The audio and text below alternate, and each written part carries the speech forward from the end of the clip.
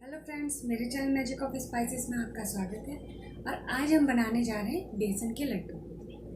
बेसन के लड्डू वैसे कई तरीके से बनाए जाते हैं और खाने में भी ये बड़े टेस्टी लगते हैं। बेसन के लड्डुओं को जब हम बनाते हैं तो कई बातों का ध्यान रखना होता है। कई बार लोग ये बोलते हैं कि हम बेसन के लड्डू बनाते हैं लेकिन हमारा लड्डू अच्छा नहीं बनता, या लड्डू में दाना नहीं आता, या बेसन जो है हमें कच्चा सा लगता है, ये लड्डू हमारे कच्चे ही बनते हैं। तो इन्हीं कुछ टिप्स और ट्रिक्स को लेके मैं आपको बताऊंगी कि बेसन के लड्डू किस तरीके से बनते हैं और किस तरीके से आप इनको परफेक्ट बना सकते हैं।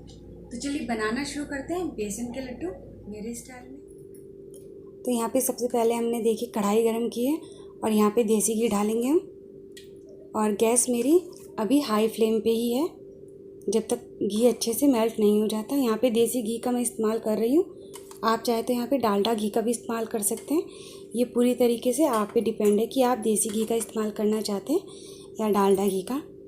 और ये हमारा घी मेल्ट हो जाएगा तो हम बिल्कुल लो कर देंगे गैस की फ्लेम को और उसके बाद हम डालेंगे बेसन। तो यहाँ घी मेरा मेल्ट हो गया है, मैंने गैस की फ्लेम को लो कर दिया है। अब इसमें हम बेसन डालेंगे।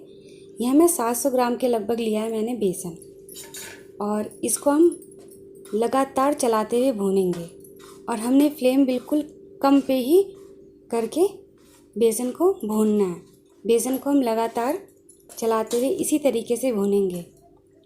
अब जैसे कई लोगों को ये शिकायत होती है कि हमारा जो बेसन है उस बेसन में गुठलियाँ बनती हैं, तो कारण केवल यही होता है कि हम लगातार नहीं चलाते हैं।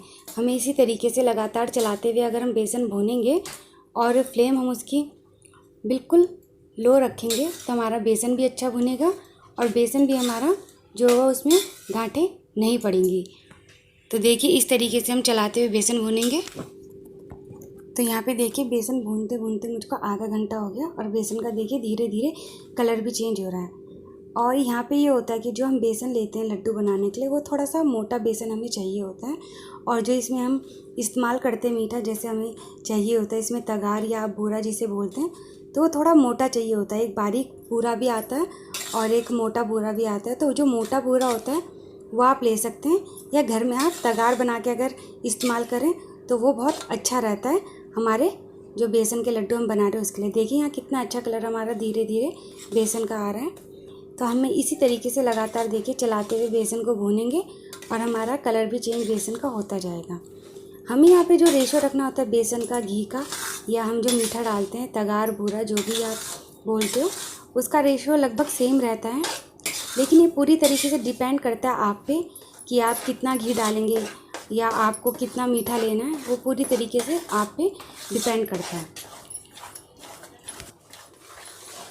तो देखिए यहाँ पे लगातार मैंने चलाते चलाते बेसन को भूना है और घी भी देखिए बहुत अच्छे से बेसन के ऊपर आ रहा है।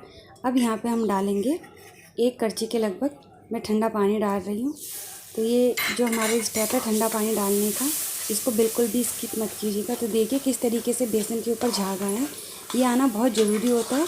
इससे हमारा क्या होता है, जो हम पानी डालते हैं इससे जो बेसन का दाना होता है वो खिल जाता है, जिसकी वजह से एक जो दाना जो होता है बेसन में वो बनता है। तो पानी डालने से बेसन जो होता है उसके बारीक बारीक जो दाने होते हैं वो खिल जाते हैं और एक दाना उभर के लड्डुओं में आता है, जिसकी वजह से हमारा जो बेसन का लड्डू है वो दानेदार बनता है। तो इसी तरीके से हमने पानी डाल के लगातार देखिए चलाना है बेसन को। तो हमको 2 से 3 मिनट तक इसी तरीके से चलाते चलाते बेसन को धीमी आंच में भूनना है। तो यहाँ पे देखिए 2 से 3 मिनट तक मैंने लगातार भूना है।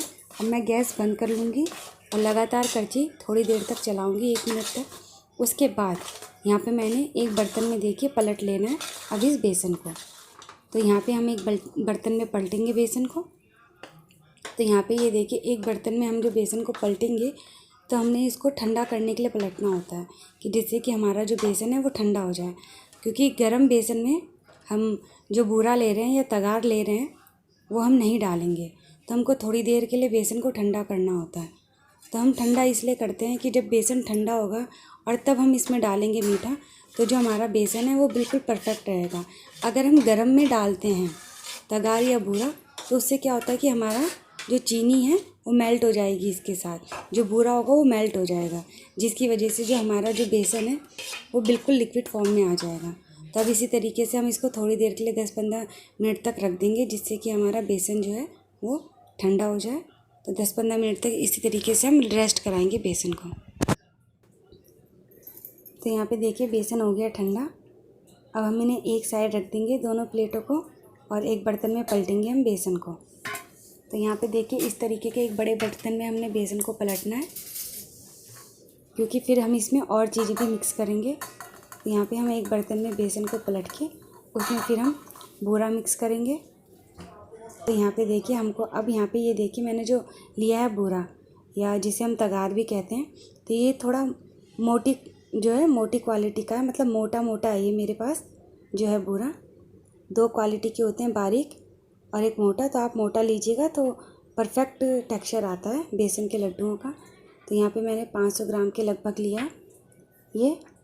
आप चाहें तो मीठा अपने अकॉर्डिंग रखना चाहें, जैसे भी आप कम ज़्यादा जैसे भी आप खाते हैं। यहाँ मैंने अपने अकॉर्डिंग मीठा रखा है और इसे अच्छे से मिक्स कर लेंगे बेसन में हम बूरे को। तो यहाँ पे अच्छे से हम मिक्स करेंगे। तो यहाँ पे देखिए बहुत अच्छे से मिक्स कर लिया है। अब यहाँ पे हम डालेंगे इलायची का पाउडर। तो यहाँ पे ये मैंने 1 चम्मच इलायची का पाउडर डाला है और यहाँ पे जायफल का पाउडर डाला है 1 चम्मच, और अच्छे से मिक्स कर देंगे। आप चाहें तो केवल इलायची का पाउडर भी डाल सकते हैं, लेकिन जायफल के पाउडर जैसे आप डालते हैं तो बहुत एक अच्छा फ्लेवर आता है। इसके अलावा हम यहाँ पे डालेंगे कुछ ड्राई फ्रूट्स। ये पूरा आप पे डिपेंड करता है कि आप ड्राई फ्रूट्स डालना चाहते हैं या नहीं डालना चाहते हैं। तो इसको अच्छे से मिक्स करके हम फिर इसको फ्रिज में रख देंगे थोड़ी देर के लिए। तो देखिए मैंने थोड़ी देर फ्रिज में रखा था, 5 से 10 मिनट। तो अब यहाँ पे हम लड्डू बनाएंगे बेसन से। तो यहाँ पे देखिए साइज़ में अपने अकॉर्डिंग ले रही हूँ। आप जब लड्डू बनाएं तो अपने अकॉर्डिंग ले सकते हैं, छोटा या बड़ा जो भी साइज़ आप लड्डुओं का रखना चाहते हैं। तो इस तरीके से देखिए हथेलियों के बीच में हम लेंगे एक पेड़ा इस तरीके से बेसन का, और उसे अच्छे से हथेलियों में रख के गोल गोल इस तरीके से घुमाते हुए बनाएंगे बॉल सी। तो यहाँ पे देखिए हमारे पास बेसन का लड्डू ये इस तरीके से हमने तैयार कर लेना है। तो यहाँ पे देखिए जो हम बेसन के लड्डू तैयार कर रहे हैं, तो ये इस तरीके से शेप छोटा बड़ा जो भी आपको देना है आप अपने अकॉर्डिंग ही रखिएगा। अब जब सारे लड्डू तैयार हो जाएंगे तो हम इसकी प्लेटिंग करेंगे अच्छे से। लेकिन उससे पहले ये है कि हम जब भी लड्डू बना रहे हैं तो एक तो हमें बेसन चाहिए होता है, उसकी जो क्वालिटी हो वो अच्छी हो। बेसन जो हो थोड़ा मोटा बेसन लें, और जो हम तगार ले रहे हैं वो थोड़ी मोटी क्वालिटी का लें, यानी थोड़ा मोटा होना चाहिए। बारीक हमें तगार या बूरा नहीं चाहिए। इसके अलावा जो आप देसी घी अगर इस्तेमाल करते हैं तो बहुत ही अच्छे हमारे लड्डू बनते हैं। अदरवाइज़ अगर आप डालडा का इस्तेमाल करते हैं तो आप डालडा भी ले सकते हैं।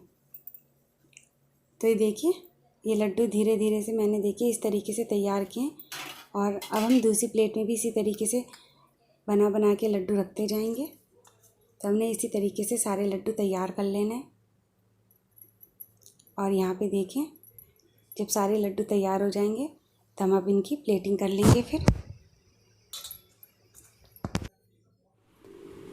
तो यहाँ पे बनके तैयार है हमारे माउथ मेल्टिंग बेसन के लड्डू, और बहुत ही टेस्टी ये बनके तैयार हुए हैं हमारे। और ये बहुत सेफ बनके तैयार हुए हैं, हमने बनाए हैं तो क्वालिटी अच्छी है। हमने अच्छी क्वालिटी का बेसन लिया है, अच्छी क्वालिटी का घी है। तो ये बहुत ही डिलीशियस और टेस्टी हमारे पास लड्डू बनके तैयार हुए हैं।